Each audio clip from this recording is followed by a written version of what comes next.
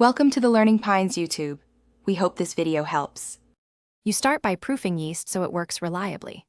Combine 2 1/4 TSB yeast with 1 tablespoon sugar and 300 ml warm water. Whisk lightly and wait until foamy, about 5–10 minutes. Meanwhile, measure 500 g flour and 2 TSB salt into a bowl. This balances gluten development versus tenderness.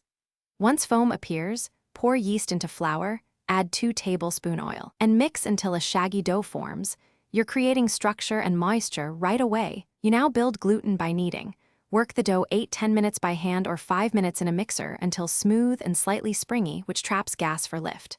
Once done, place dough in an oiled bowl for bulk fermentation. Cover and let it double at about 75 degrees F, usually 5 hours because steady warmth speeds enzyme activity.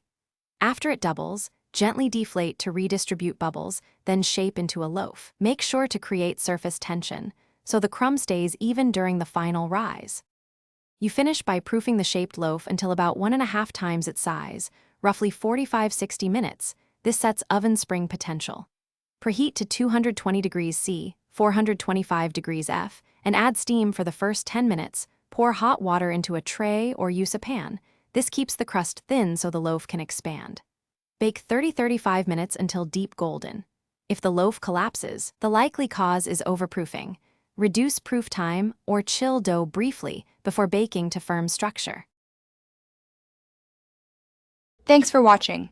Consider subscribing if we helped you.